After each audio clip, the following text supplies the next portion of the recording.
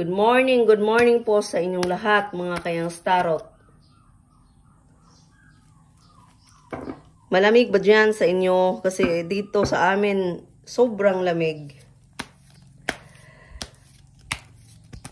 Pasensyahan nyo po ako pag ako ay magtagalog kasi ako ay nahirapan talaga. Kung pwede pa lang talaga magbisaya, but marami rin ako mga clients na mga Tagalog rin. So, pinipilit ko lang talagang mag-Tagalog. At yung iba na,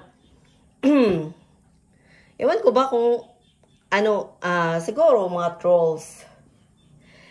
Kasi maraming niga po. Pagpapasok tayo sa social media, marami talagang niga. But sa inyo po, bago po kayong magsalita ng hindi maganda at mag-judge po, ay dapat siguraduhin nyo na marami rin po kayong alam about psychic activities. So, maraming nag-comment na paano raw sila maniwala sa akin na hindi naman nila nakikita ang mukha ko. May mga rason po ako doon. Hindi lang po ako tarot reader. Ako ay spellcaster. Base chart reader. Feng Shui consultant. So, yung spellcaster, iniingatan talaga yung mukha namin. So, kung ikaw ay maraming kaalaman sa psychic activities, so, masasagot mo ang ibig sabihin kung bakit ayaw namin ipakita yung mukha namin. So, ang information na yon para lang doon sa mga clients ko. So, problema mo na yon. Problema na yon sa mga taong nagdiga-digahan po dito sa mga tarot readers. Hindi lang ako. So, hindi lang to about sa sa pera. Hindi pa nga kami nagkakapera dito. Sa totoo lang, dito marami akong clients talaga na nakaabang dito sa mga reading ko. At alam nila 'yon. Alam nila na yung mga sinasabi ko ay totoo at hindi po ako piki.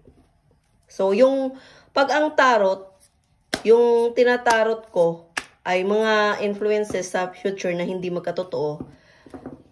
Kaya nga pabalik-balik na ipinaintindi ko sa inyo na ang present at ang past ay 100% na po yun, na yun talaga yung nangyayari, nababasa ko. But yung future events ay insight yon. Insight sa pwedeng mangyari, mga incoming influences. So, pag masama, may advice card naman from the universe kung paano gawin at hindi mo maranasan yon sa card, sa horseshoe tarot reading. So, kung maganda naman, may advice din ang universe kung paano makuha ng madalian yon. So, ang future events kasi, future nga, pwede yang pigilan. Hindi ibig sabihin na kung yun ang sinasabi ko, ayun ang mangyayari talaga. Ang tao naman may intuition, isa-isa sa atin may instinct.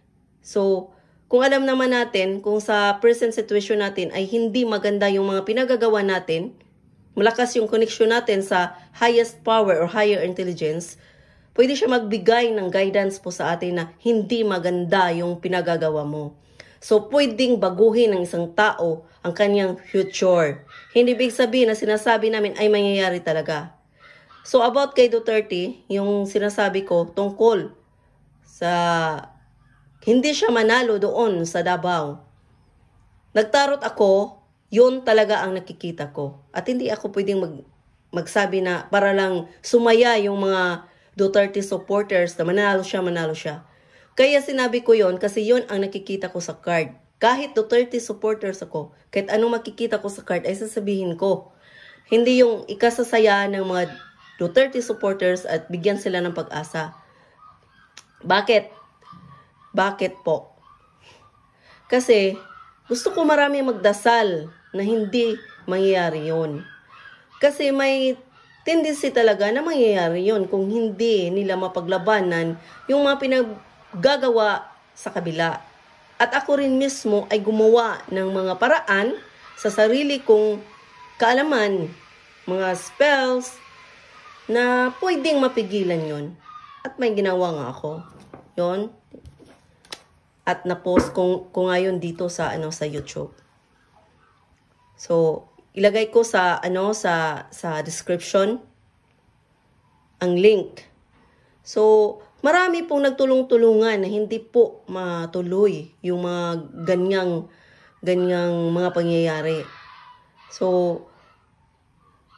ayun, pinakinggan po ng Diyos na hindi mangyayari yun. So, hindi ibig sabihin, hindi totoo yun. Nasa tao na binabasahan ko at sa mga tao sa paligid niya. Kasi tayo ay connected lang sa isa't isa, yung mga energy natin. Lahat naman naglalaro dito sa mundo, sa earth ay energy. So, bawat isa may connection tayo. So, yung mga magandang nangyari, mga pangyayari na incoming siya, hindi matuloy. Dahil din po yan sa mga tao sa paligid, sa taong binabasahan ko. Kasi makaka-apekto sila sa tao na binabasahan ko. Kahit yung tao na yon positive siya. Tapos marami doon sa paligid niya na negatibo. Maraming naghahangad ng mga hindi maganda sa kanya. At yung iba na maganda naman yung intention sa kanya, pero natatakot at natakot sila na baka hindi magkatotoo yung mga incoming influences na maganda doon sa taong binabasahan ko, like Duterte. Yun nga, natakot, negative energy na yun. So marami pong mga taong negative. Kung tayo, nag-iisip tayo ng yung dinadasal natin, hindi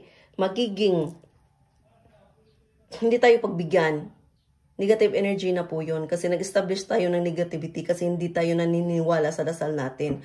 So tayo po ay tumutulong doon sa mga taong negatibo na malakas po sila. Kasi na sila, parang demonyo na yan. Yung nangahangad ng hindi maganda sa kapwa nila. Kaya tinutulungan sila natin sa nararamdaman natin kahit hindi natin sinasadya. Na matuloy yung nais nila na hindi matuloy yung mga incoming influences na maganda para kay Duterte. So, dapat maintindihan nyo kung ano ang laro ng enerhiya sa mundo. So, simulan na po natin about Risa Hontiveros. So, alamin natin kung ano po yung katotohanan sa kanya. Siya ba ay nagsisinungaling o nagsasabi ng totoo?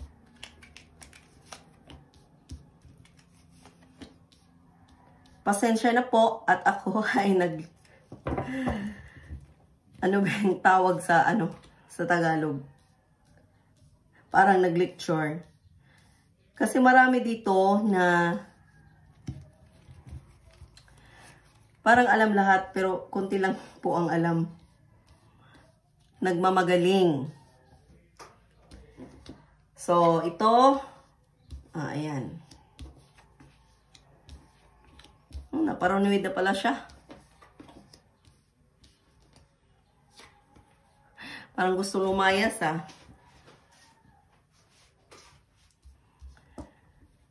Outcome. Agay. So, ito, si Risa ay parang walang kampo yan. Wala talagang loyalty ang pagkatao niya. Sa past ito. Bakit? Kasi kung sino yung makapagbigay sa kanya ng atensyon at pera, doon siya. So, itong past niya, nangailangan siya ng pera, nangailangan siya ng pera para sa posisyon niya, para mananatili siya, para maging mabango siya sa ibang tao. Gumagawa siya ng mga hindi maganda, hindi ka nais-nais, at nakaka-discourage po. Kasi siya po ay isang sinungaling. Mahilig po siya mag-imbento, mag-fabricate na hindi po siya natatakot talaga nang dahil sa ambisyon niya. At akala niya wala nang katapusan yon, ito na yung present niya. Loneliness. Kasi lumabas yung katotohanan. So, maraming tanong yung mga clients ko kung totoo ba ang sinasabi ng witness na bumaliktad. Totoo po. Kahit hindi ko isa-isahin to, makikita talaga natin na totoo talaga. So, ang sinasabi ngayon sa witness, yun talaga ang nangyayari. Nang dahil po dito, itong tao na to. Kasi yung tao na to, siya po ang nag-uutos kay Risa Hontiveros po. Siya po ang nagbabayad kay Risa Hontiveros po. Malaki yung binayad niya kay Risa Hontiveros. But, konti lang yung binagay niya doon sa sa mga witness. Siya talaga yung nagkakapera. Si Risa Hontiveros. So ngayon, lungkot-lungkutan siya. Parang gusto na niyang mag-withdraw. Gusto na niyang lumayas. Ito. Gusto na niyang lumayas. Talaga. Kasi talagang naaapektuhan siya sa nangyayari ngayon at natatakot siya. Kahit sinasabi na na parang ang tapang pa rin niya, pero takot na po siya. Kasi ito, lumabas na po ang katotohanan. So, sa last reading ko, nakikita ko doon na may mga tao na maglabas ng katotohanan na wala sa gobyerno, kundi mga ordinaryong tao lang. So, lalaki. So, hindi lang siya kasi may dito yung sa environment card, incoming influences. May iba pang tao na maglabas ng katotohanan tungkol po sa kanila. Kasi ang Pinklawan at ang mga loyalista ay nagsasama po sila para po mapabagsak ang mga Duterte. But dito sa last card na to, makikita ba to? Itong card na to, na hindi sila magtatagumpay. Mablock lahat ng mga nila, yung mga gawain nila na nagpapatuloy pa rin hanggang ngayon. Unti-unti nang lumalabas yung katotohanan. Ang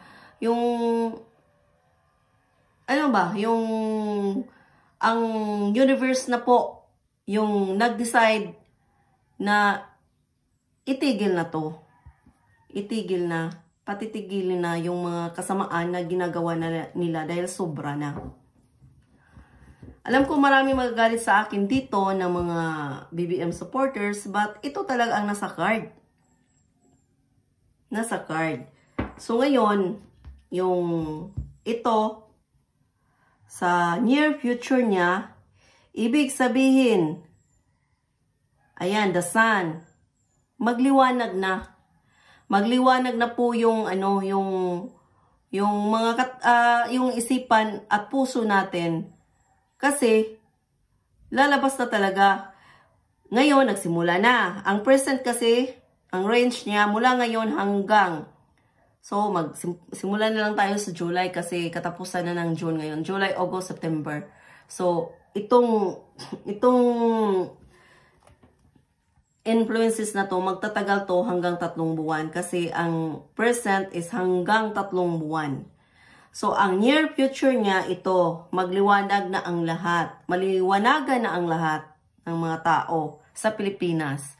Kung sino talaga ang nagsasabi ng katotohanan. So, may mga iba dyan, kahit makikita naman talaga na kung ano talaga ay yung totoong mga nangyayari, pero nagbulag-bulagan pa rin. So, wala na tayong magagawa sa kanila. Iwanan na natin sila. So, yung mga taong undecided pa, maraming mga tao na undecided na bumaliktad rin. Doon sa kampo, sa kabila, sa mga Duterte. Maraming mga politiko na tao na babaliktad at iwanan po si BBM. So, itong Pinklawan at loyalista talaga, sila ay magkasama. Sila ay may sabwatan talaga. So, tayo na, mga Pilipino, maghusga sa mga pangyayari. Kasi kahit anong gawin natin, yung ibang tao na involved dito sa gawain na to, sa kasinungalingan, hindi po sila titigil na gumawa ng paraan para matabunan ang issue na to. Yung bumabaliktad ang mga witness nila, gagawa rin pa rin po sila ng paraan para mabaliktad rin na palabasin, gusto nilang palabasin na yung mga witness ay nagsisinungaling at natatakot. Pero hindi po sila pagbibigyan ng universe. Kasi nakikita ko dito, ito po ang outcome nila. Kung ano po yung nararamdaman ng mga Duterte, yun po ay babalik sa kanila. Yung kalungkutan, sila po ang mawalan. Sila po ang mawalan. So, dito sa card ni Risa Hontiveros, may isang tao na nagdadalawang isip na. Kahit siya, yung sa paligid niya, ay nagsusulsul pa rin na, sige, gawin mo pa rin yan. Gawin mo pa rin yung mga hindi maganda sa mga tao sa paligid. Iipitin mo pa. Itong tao na to, lalaki to, itong tao na to, nagdadalawang isip na niya. But, wala po siyang yung sa Bisaya, walang bayag. Walang bayag po. Yung sumusunod siya sa mga tao sa paligid niya na akala niya may utak kaysa sa kanya. Kung nakinig lang ito, yung taong ito, sa puso niya, kung ano talaga yung sa puso niya, yung takot niya, pakikinggan niya, hindi po aabot na itong tao ito ay mawala sa pwesto. So, may choice pa po siya. May choice pa po siya kung anong pipiliin niya. Kung tangkapin ba niya na siya ay, na yung pagdadala niya sa gobyerno natin ay hindi talaga tama at nagkamali siya at makig-reconcile po doon sa kabila, ay may chance pa na magiging okay ang lahat. At mapayapa po ang Pilipinas pag gagawin niya yon. Ngayon, yung iba, natatakot sila kasi mawalan sila ng abuno. Pag mangyari na itong tao na to, yung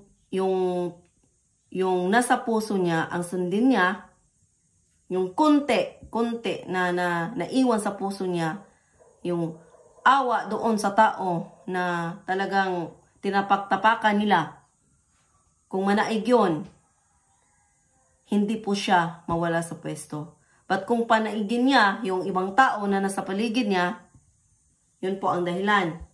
Bakit marami pang lumabas na katotohanan. So, sabihin ko ito ay si BBM nyo po. Siya po ito. Kung sana may makapagsabi sa kanya at makinig siya, hindi po aabot doon sa kinatatakutan niyang mangyari na mawala siya sa pwesto. Kasi tao na po yung mag-decide. Tao na po talaga. So, yun lang po mga kayang starot. So, isummarize ko lang na ang mga sinasabi po ni Risa Hontiveros sa ngayon na siya ay nag-deny, siya po ay nagsisinungaling. Ang nagsasabi po ng totoo ay yung witness nila dati. So, nang dahil po sa pera, nang dahil po sa pagiging gahaman niya sa pwesto, nangyayari po ang lahat na siya po ay pumapasok sa sitwasyon na to na akala niya walang katapusan. But ang universe na po ang nag-decide na kailangan ng tapusin. Hindi nga lang bigla. Hindi nga lang bigla talaga. So, sa Bisaya pa, inanay. Inanay, malapit na po tayo doon sa katapusan.